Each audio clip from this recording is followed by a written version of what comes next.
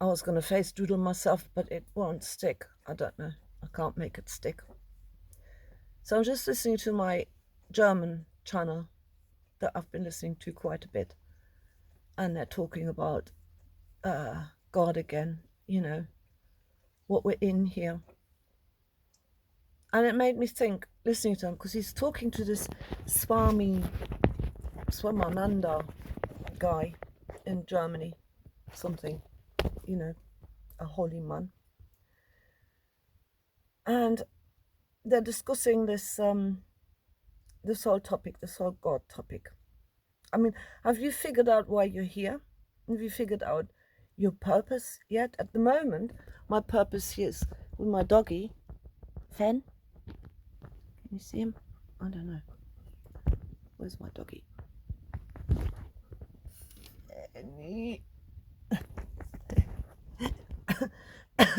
We're sitting here and watching the chickens because we had fox attacks again a couple of days ago. So I'm determined to see that bugger off. I am not having another chicken loss, and so far so good. But like, I really wonder, I mean, what is my purpose here? Maybe my purpose is to be contrary, I don't know. What they were talking about made me think about Heinrich Heine, who used to say, das Eierpopeye vom Himmel, the Eierpopeye of heaven. God is good and all that. So the Swami guy says creation is perfection. It's all perfect. And he comes to the conclusions, and I keep thinking, like, he comes up with this example. For example, if your young daughter gets molested, what should happen to that guy? And my German guy, who I'm listening to a lot, says, so I'm quite earthly about that. There's so Swami says, can he sort of can he be salvaged at all, or does he have to fry in hell, for however many lifetimes? And he does kind of contradict himself in a way. And then he says, forgiveness is supposed to be the answer out of that conundrum, because you put yourself into hell if you don't forgive. Well, Frank Koester, on the other hand, said, well, I'm quite sort of earthen in that way. I can't forgive him. It's unforgivable if he does that. And then Swami comes up with this, well, you don't know what the child did in a former incarnation, maybe because everything, that happens to you is because of an action of you. And I think that's victim blaming, to be honest with you. And I've talked about this before in the past, about this whole karma thing. The idea that you're born with some karma that you're actually unaware of, just to punish you. You've done something to somebody in a lifetime before, and now it's happening to you. Like, that's like really horrendous. I find that cruel, that whole concept.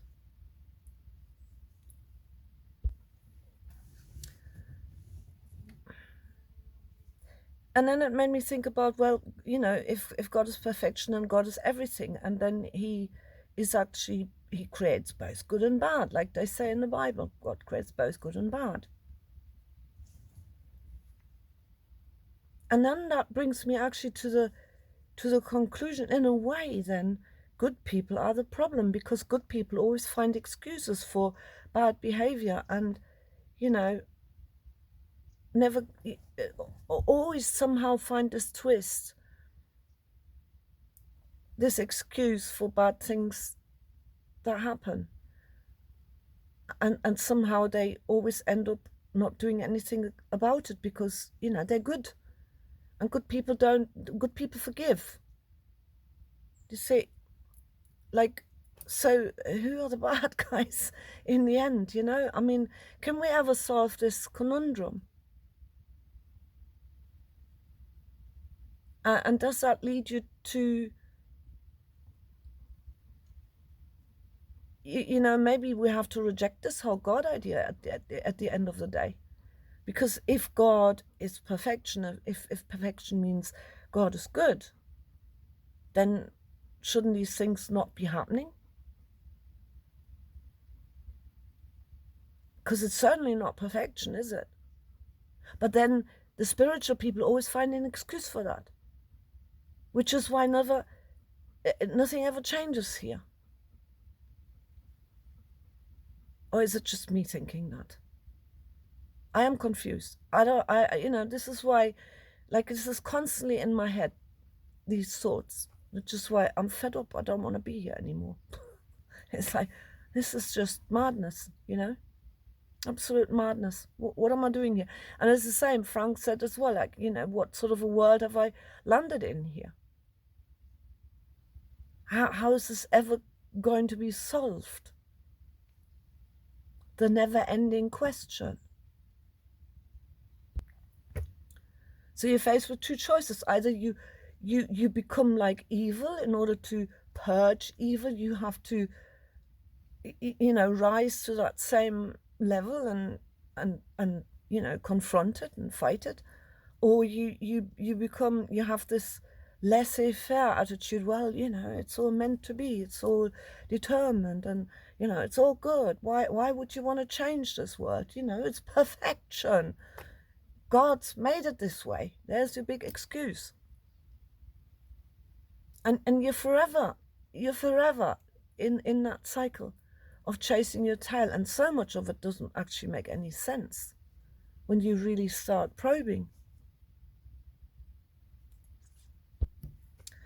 The other thing that I was thinking about when I was listening to this was this whole hive mind idea.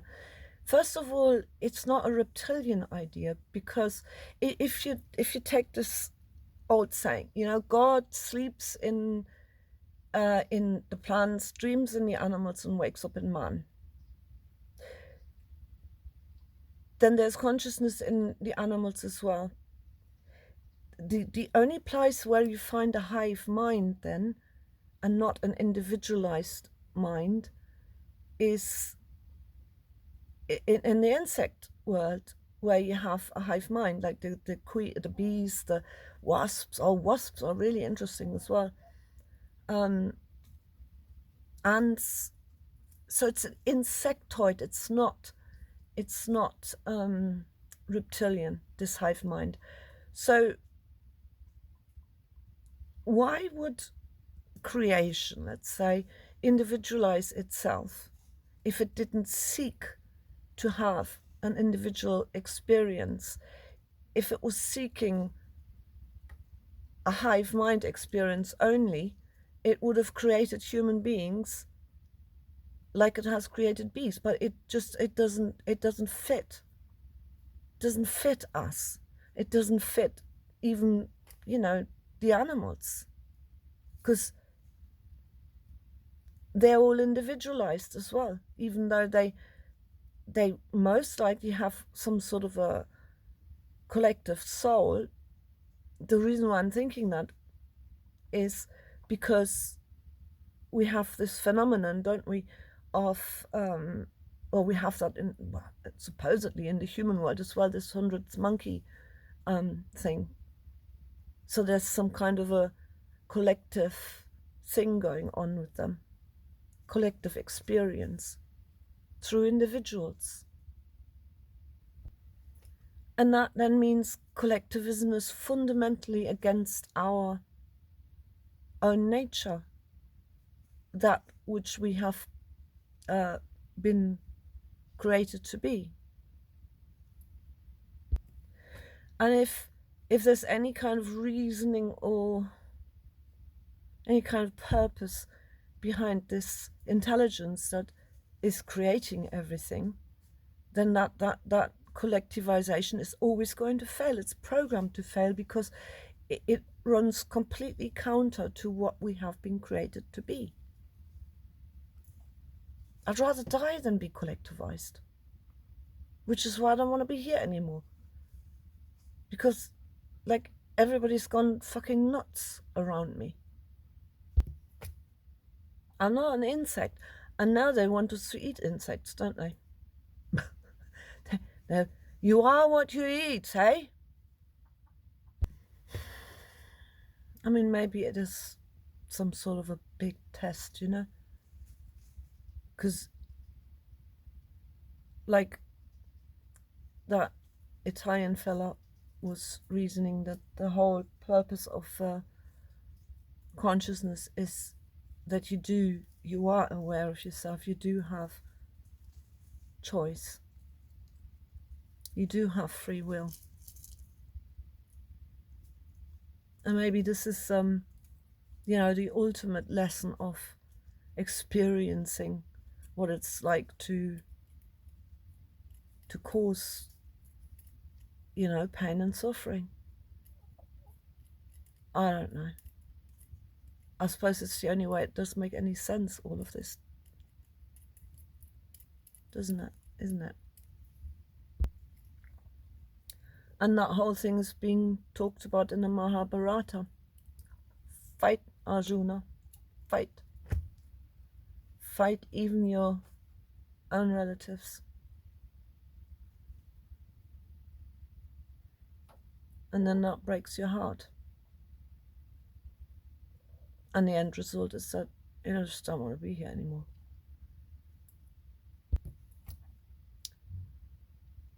So God is perfection must mean life is good, death is bad. Or is it? Does it?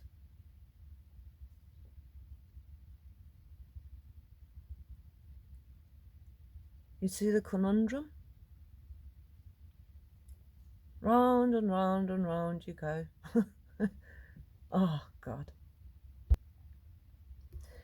And then I'm thinking, again, the only way out is anarchy, and in the real sense of the word of anarchy. So that everybody learns to sort of rule over themselves. They become a sovereign being that is aware of all the consequences of their action at all times.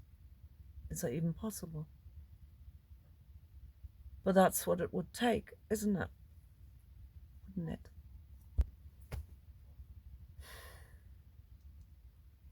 it? I mean, like, can you be too good? Now I'm thinking, in the 13th Warrior, in that where they have that prayer, lo, there do I see the line of my ancestors, and the Muslim prays to Allah for all the things we have said or we have not said and wish we would have said, or whatever that prayer is. I mean, at some point, when you're flat against the wall, there comes a point where, self-defense is necessary. So what's needed is it courage, I don't know, awareness of that fact. What's stopping? Stupidity? Unawareness? I don't know. But we're in a really stupid situation here, aren't we? He's learning to become a chicken protector. I don't know. Here I am again, sharing my thoughts.